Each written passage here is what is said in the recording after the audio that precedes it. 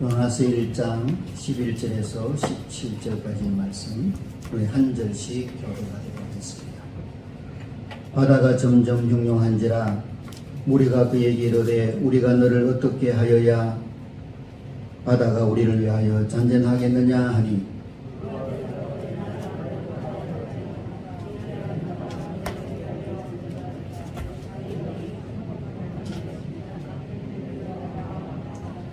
그러나 그 사람들이 함께 노를 저 배를 육지로 돌리고자 하다가 바다가 그들을 향하여 점점 더 흉흉함으로 능히 못한지라 우리가 여호와께 부르짖어 이르되 여호와여 거하고 거하오니 사람의 생명 때문에 우리를 멸망시키지 마옵소서.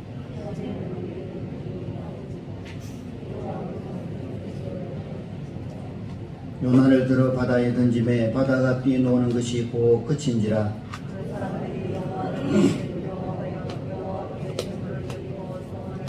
함께 읽겠습니다. 여호와께서 이미 큰 물고기를 예비하사 요나를 삼키게 하셨으므로 요나가 밤낮 3일을 물고기 뱃속에 있으니라. 아멘. 오늘도 우리 주님의 은혜와 사랑이 모든 성도들의 삶 속에 충만하시기를 주님의 이름으로 축원합니다.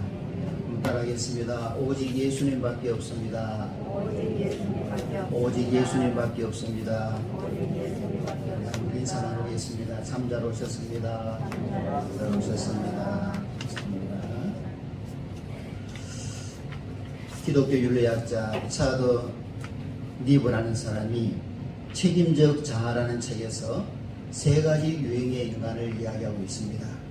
첫째는 뭐냐면 목적지향적인 인간입니다. 자신의 꿈과 이기적인 욕심을 이루기 위해서는 어떤 일도 서슴지 않고 자신을 제외한 모든 이웃은 타자이고 수단이다. 어떻게 보면 참 무서운 말이죠. 여러분 마키아벨리즘이라고 했습니다. 마키아벨리즘이 뭐냐면 국가나 인민을 위한 행복을 위한다면 그 어떤 수단과 방법도 허용한다. 이게 마키아벨리즘이에요. 그래서 이 목적지향적인 사람이 자칫 잘못하면 극단적 이기주의가 될 수 있고 자기를 제외한 모든 사람이 자신이 성공하는 수단이 될 수 있는 그런 위험성을 가지고 있다고 할 수 있는 것입니다. 그 다음에 두 번째 사람은 뭐냐면 규칙적인 사람입니다. 나름대로의 규칙을 정해놓고 그 규칙에서 일탈하지 아니하고 그 규칙 안에서 살아가는 사람을 이야기하는 것이죠.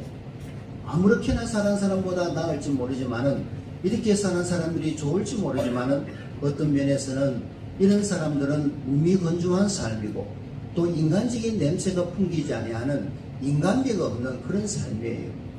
내가 누구에게 밥을 한 그릇 사주면 그래 밥 한 그릇 사줄 수도 있죠. 그런데 왜 나한테 밥을 사느냐고. 그리고 내가 밥을 샀으면 꼭 내가 당신도 밥을 사야 되고 항상 어떤 반대급부가 반드시 이루어져야 되는 이런 사람들. 사람들 집에 찾아가다 보면 음료수 하나라도 들고 가는 것이 인지상정인데 이것을 왜 들고 왔느냐고. 가져가라고. 이런 사람들. 참 인간미가 없죠. 사져갈 수도 있고 빈손으로 갈 수도 있고 내가 밥을 사줄 수도 있고 그죠? 그렇게 살아가는 것이 인간 세상 아니겠습니까? 그 다음에 세 번째는 뭐냐면 책임적인 존재가 있습니다. 이 책임적인 존재는 이타적이고 타인에게 책임을 느끼는 사람. 공동체의 잘못이 나의 잘못이다. 이웃의 아픔이 내 아픔으로 여기는 사람들. 우리 부서가 이렇게 나약해진 것은 내 때문이다. 이 나라와 민족이 이렇게 어지러운 것은 나 때문이다. 내가 부족해서 그렇다. 내가 좀 더 기도하지 못해서 그렇다. 이렇게 자기에게 책임을 돌리는 사람. 이런 사람은 언제나 빚진 자의 심정으로 살아가죠. 이런 사람은 굉장히 성경적이고 복음적인 사람이라고 할 수가 있는 것입니다. 이런 책임적인 존재가 많아질 때 사회와 이 나라와 역사의 공동체는 새로워질 수가 있는 것이죠. 도덕이라는 것은 세상에 대한 책임의식을 도덕이라고 합니다. 그래서 도덕성이 있다라고 말할 때 이 사람은 법 없이도 살 수 있는 착한 사람이 아니라 도덕성의 사람은 어떤 사람이냐? 역사에 대해서 사회에 대해서 책임질 줄 아는 사람이 도덕성이 있는 사람이에요. 그래서 인간의 가장 기본적인 것이 도덕적인 사람이에요. 이 도덕적인 사람은 뭐냐? 책임질 줄 아는 사람이 도덕적인 사람인 것입니다.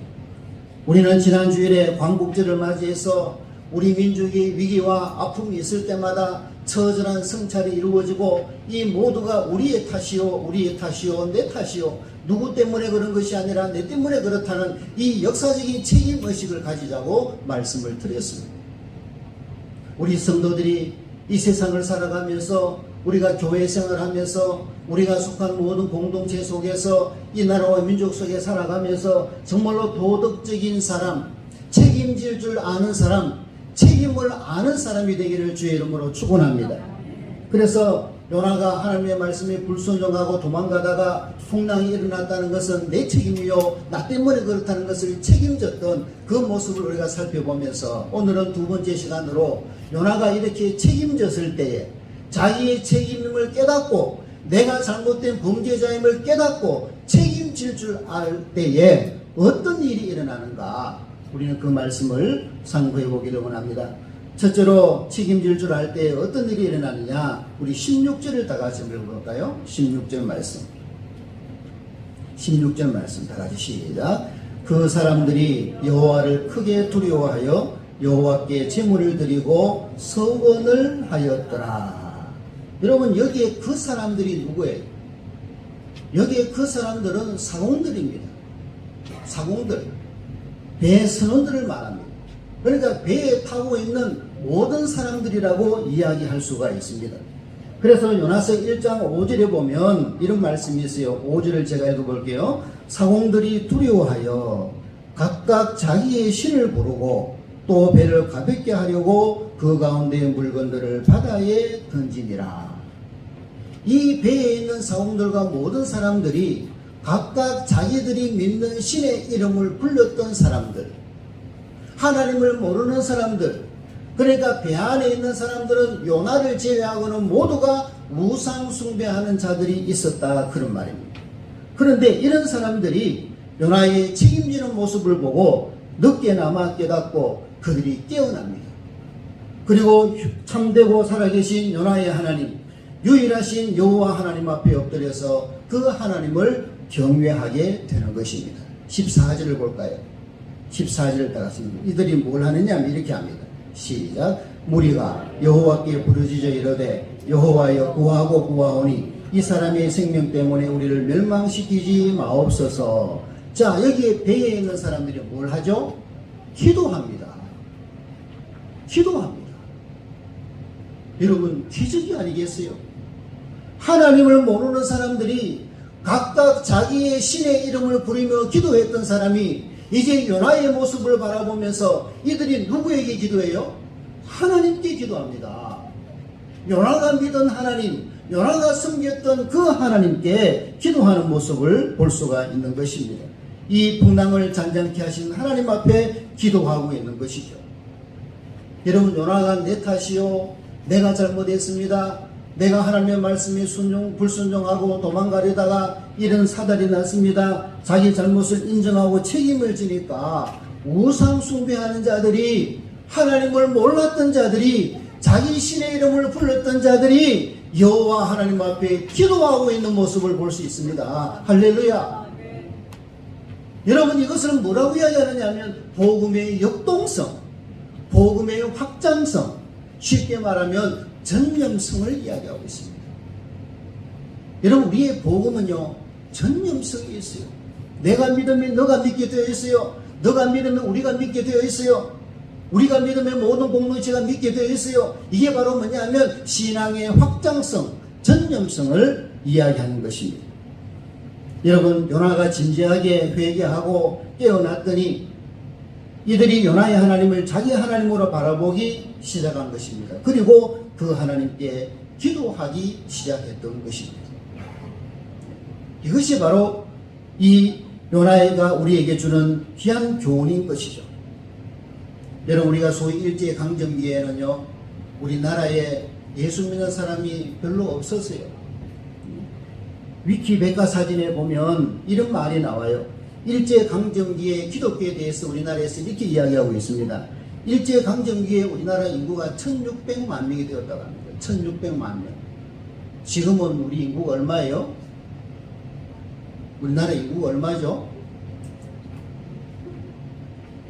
생각 안 하고 사실. 자, 그 당시에 1600만 명인데 예수 믿는 그리스도인들이 얼마냐면 29만 명이에요. 그 2%도 채 안 돼요.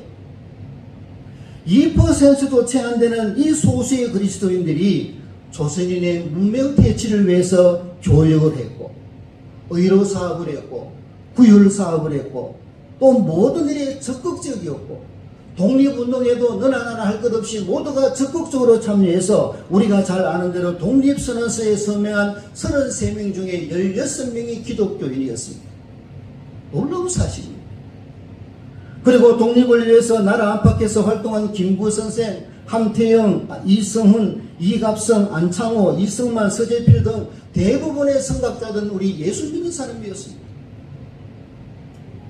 세문안교회, 정동제일감리교회, 상동감리교회, 연동교회, 승동교회, 대한민국에 존재하는 모든 교회의 교인들, 또 배재학교, 경신학교, 이화여학교 등 선교사들이 세운 기독교 학교 학생들이 모두가 독립운동에 가담을 했습니다. 3.1운동으로 투옥돼서 재판을 받은 사람 가운데 기독교회는 장로회 총회장이었던 평양의 김선두 목사님, 경북 노회장이었던 대구의 이만진 목사님 등 전체의 17.6%가 민족운동과 독립운동에 앞장섰습니다. 또 그 당시 성도들은 생명 걸고 주님을 믿었어요. 신앙이 불타올랐습니다. 그들의 기도는 진지했고, 그들의 삶은 진지했고, 그들의 삶은 바로 신앙이었고, 신앙과 삶이 분리되지 않았던 것입니다. 적어도 일제강점기의 교회는 민족의 존경과 신뢰를 받는 소망의 대상이었고 우리 민족의 등불이었던 것입니다. 우리나라 근현대사는요, 기독교를 빼면은 설명할 방법이 없습니다. 그런데 우리 지금의 성도들은 일제강점기에 살았던 그런 성도들만큼 믿음이 단단할까요? 너무나 편리주의에 빠져서, 너무나 안락주의에 빠져서 먹고 사는 문제가 해결되고 너무나 편하게 살다 보니 기도의 자리는 없어져 가고 예배의 자리는 자꾸 줄어들어 가고 이런 나약하기 밖에 없는 그런 모습을 우리가 볼 수가 있는 것이죠. 물론 이 시대 속에서도 일제강점기 성도들처럼 죽으면 죽으리라는 믿음을 가지고 교회를 지키고 내 신앙을 지키고 내 삶의 위치를 지키는 성도들도 많이 있지만은 그러나 대부분은 그때보다 약해졌어요. 또한 안 믿는 사람들이 교회를 바라보는 시각이 어떻습니까? 형편없죠. 우리 예수 믿는 사람들을 원수처럼 생각합니다. 누구 책임일까요? 왜 이렇게 되었을까요? 너 때문에 그렇습니까? 시대가 그래서 그렇습니까? 문화가 그래서 그렇습니까? 어쩔 수 없이 그렇습니까? 마지막 시대에 재림의 시대니까 그렇습니까? 그렇지 않습니다. 나 때문에 그렇습니다. 할렐루야. 우리 한번 따라합니다. 나 때문에 그렇다. 나 때문에 그렇다. 여러분 이것을 기억해야 됩니다. 결국은 해답은 뭐냐? 교회가 또 그리스도인들이 세상의 빛이 되고 소금이 됐던 사람들은 그 교회의 주인이 되신 하나님을 경외하게 된다는 사실입니다. 이게 연화 사건을 통하여 우리에게 주시는 교훈인 것이죠. 오늘 우리 그리스도인들이 정말 이 땅에서 빛으로 살고 소금으로 살고 양보하고 살고 너그럽게 살고 본이 되는 삶을 살고 우리 모든 믿지 않는 사람들에게도 인생의 모델이 되는 정말로 멘토가 되는 그런 삶을 산다면 우리가 믿는 하나님을 믿지 않을까요? 우리가 정말로 존경받는 사람이 되고 우리가 정말로 믿지 않는 사람들 속에 이 험한 세상 속에서 길이 되고 빛이 되고 소망이 된다면 우리가 믿는 하나님을 믿지 않을까요? 여러분 이것이 회복되어야 될 줄로 믿습니다. 내가 믿는 하나님을 너도 믿게 만들고 너도 믿는 하나님을 우리가 믿게 만드는 내 한 사람을 통해서 온 마을이 구원받고 내 한 사람을 통하여 내가 속한 공동체가 구원받고 내 한 사람을 통하여 이 나라와 민족이 구원받는 놀라운 변화의 역사가 회복의 역사가 이루어지기를 축원합니다. 그래야죠. 그래야죠. 다음에 또 한 가지 우리가 살펴볼 수 있는 것은 요나가 책임지실 때 어떻게 되냐? 하나님께서 새로운 역사를 펼쳐가시는 모습을 볼 수 있어요. 하나님께서 요나가 비록 하나님의 명령을 불순종하고 도망가려다가 풍랑을 만나서 이런 지경에 이르렀지만은 그래도 요나는 변명하지 아니하고 나 때문에 그렇다고 책임지는 모습을 보였을 때 하나님께서는 하나님의 역사를 새롭게 이루어 나가는 것을 볼 수 있어요. 우리 17절을 볼까요? 17절 시작. 여호와께서 이미 큰 물고기를 예비하사 요나를 삼키게 하셨으므로 요나가 밤낮 3일 물고기 뱃속에 있으니라. 그러면 17절의 주어가 뭐예요? 누구예요? 17절의 주어가 요나입니까? 뱃사람들입니까? 누구예요? 여호와께서. 그럼 물고기를 준비한 분이 누구세요? 여호와께서. 물고기 뱃속으로 들어가게 하신 분이 누구예요? 여호와께서. 할렐루야. 여러분, 하나님이 시작하시는 거예요. 하나님이 요나의 성령 역사를 새롭게 선언하고 있는 모습을 볼 수가 있는 것입니다. 여러분, 종종 많은 사람들이 제게 이런 질문도 많이 해요. 목사님, 사람이 어떻게 물고기 뱃속에 들어가서 3일 동안 생존합니까? 그게 말이 됩니까? 혹시 목사님도 그걸 믿고 계시는가요? 이렇게 묻는 사람도 있어요.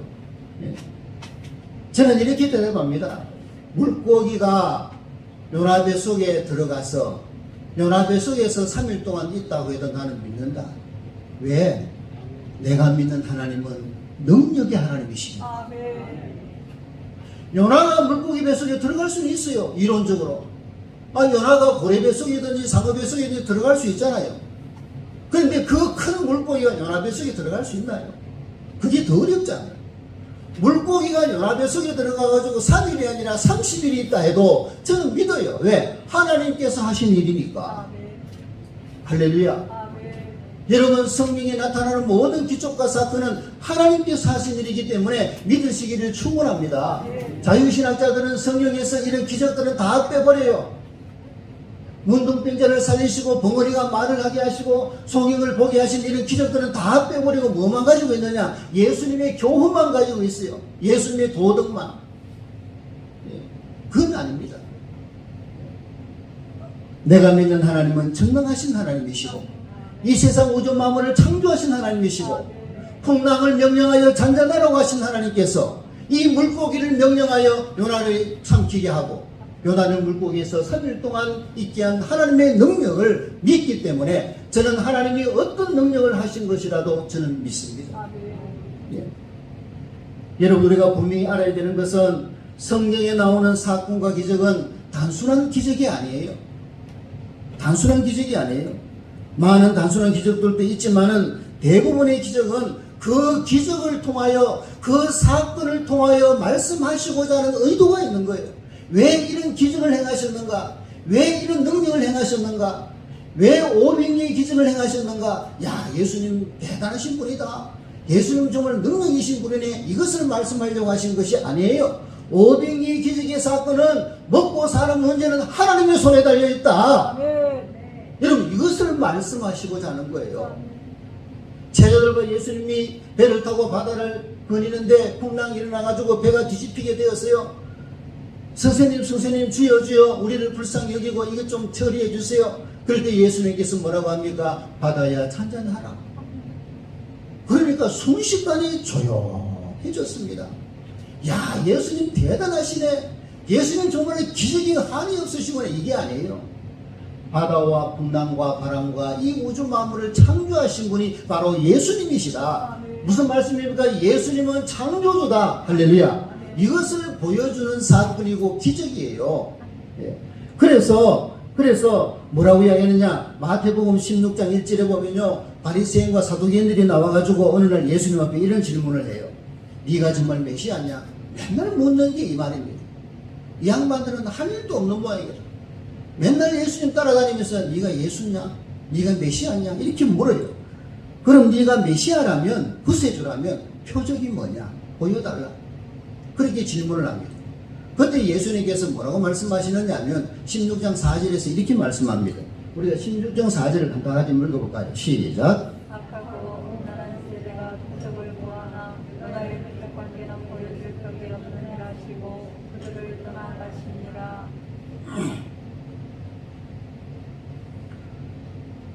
예수님께서는 뭐라고 말씀하십니까? 악하고 음란한 세대가 표적을 구하는, 무슨 표적밖에는 보여줄 게 없다고요? 요나의 표적밖에는 보여줄 것이 없다.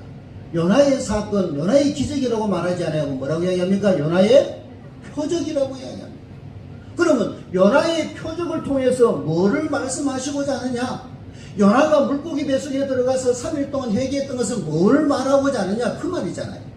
이게 무슨 말이냐? 요나가 3일 동안 물고기 뱃속에 있었다는 것은 예수님께서 십자가에서 죽으시고 3일 만에 부활하신 부활의 사건을 이야기하는 거예요. 부활의 사건을 이야기하는 거예요. 요나가 물고기 뱃속에서 사흘을 생존한 기적은 예수님이 십자가에 죽으시고 사흘 만에 부활하시는 예수님은 우리의 주님이라는 사실을 보여주는 기적이에요. 그래서 이 요나의 기적을 기적이라고 하지 아니하고 요나의 표적이다, 그렇게 말씀하고 있는 것입니다. 그렇습니다. 요나가 물고기 뱃속에서 나와서 니느웨 성에 가서 복음을 외치는 새로운 선교의 장이 시작되었듯이 예수님께서 부활하심으로 말미암아 우리 많은 사람들은 예수를 믿음으로 죄사함 받고 구원받고 하나님의 자녀가 되어서 이제 이 땅이 아니라 하나님의 나라를 소망하며 바라보는 영생의 사람이 된, 새로운 시대를 살아가는 사람이 된 것을 나타내주는 말씀이 바로 요나의 표적이다, 그 말이에요. 우리 민족의 일제강점기 기간은 참 고통이었죠. 고통이라는 말이 사치스러울 정도로 무슨 말을 해야 되겠어요? 어떤 의미에서는 이런 고통이 우리 민족에게 새로운 시대를 준비하기 위한 고난의 수월이고 물고기 뱃속 같은 시간이었다고 할 수 있습니다. 그런데 여러분 잘 보십시오. 우리가 겉으로 핍박받았고 자주권이 없었고 모든 것을 빼앗겨버렸던 일제강점기에 하나님께서 우리 민족에게 주신 큰 선물이 있어요. 이게 뭔 줄 아세요? 따라합니다. 교회. 다시 교회. 할렐루야. 아멘. 여러분, 우리 민족에게 하나님은요, 교회를 주셨어요. 아멘. 교회를 주셨어요. 저는 이것만 생각하면요, 정말로 역사의 주인은 하나님이라고 확실히 믿습니다. 아멘. 교회를 주셨어요. 사실은 우리 민족이 일본에 의해서 서서히 삼키워져 가면서 이 땅에 복음이 시작됩니다. 그리고 교회가 탄생하게 됩니다. 그리고 교회가 자라가게 됩니다.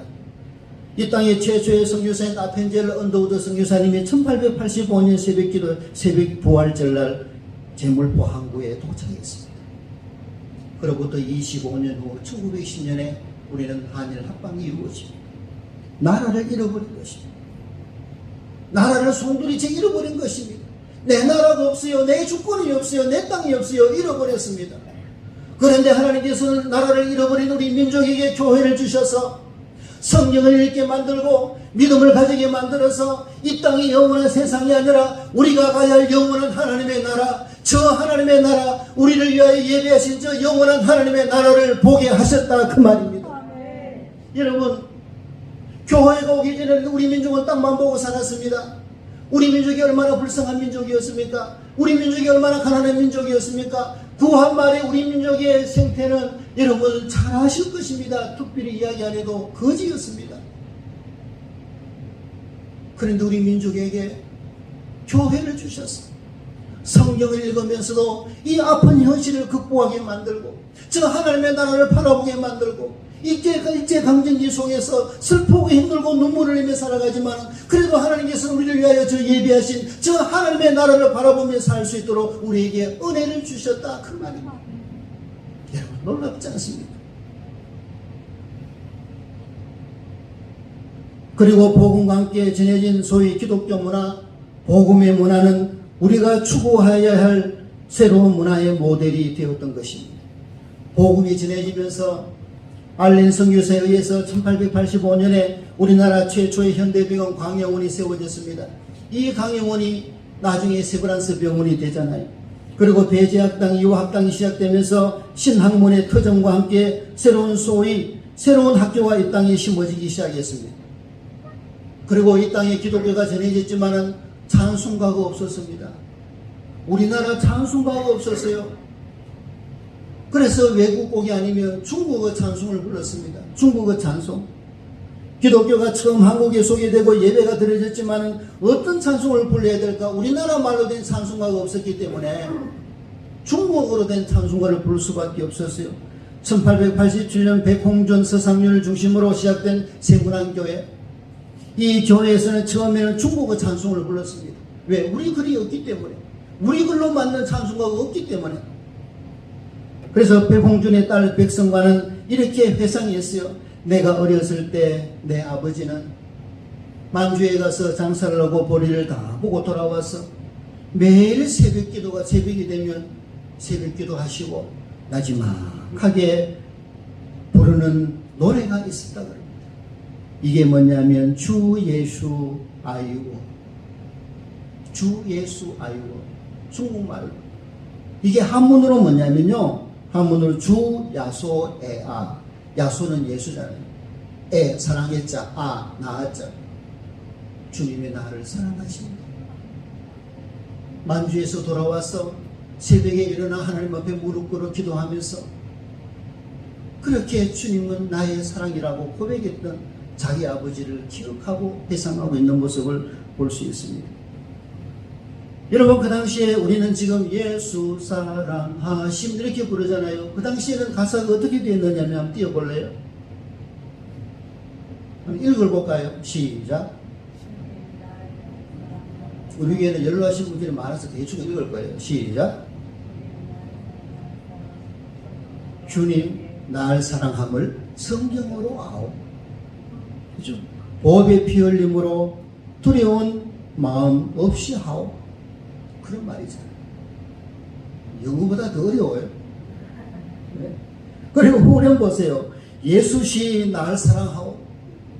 예수시 날 사랑하오. 예수시 날 사랑하오. 어떻게 하느냐? 성령으로 하오. 성령을 보니까 예수님이 나를 사랑하셨다는 겁니다. 성경을 보니까 예수님께서 나를 구원하시기 위하여 독생자 예수가 되어서 이 땅에 오셔서 십자가에 못 박혀 죽으셨다는 겁니다. 그것이 나를 향한 사랑이었다는 거 아니겠어요? 예수시 날 사랑하오. 예수시 날 사랑하오. 그게 어떻게 하느냐? 성령에서 이루어졌다는 그 말입니다.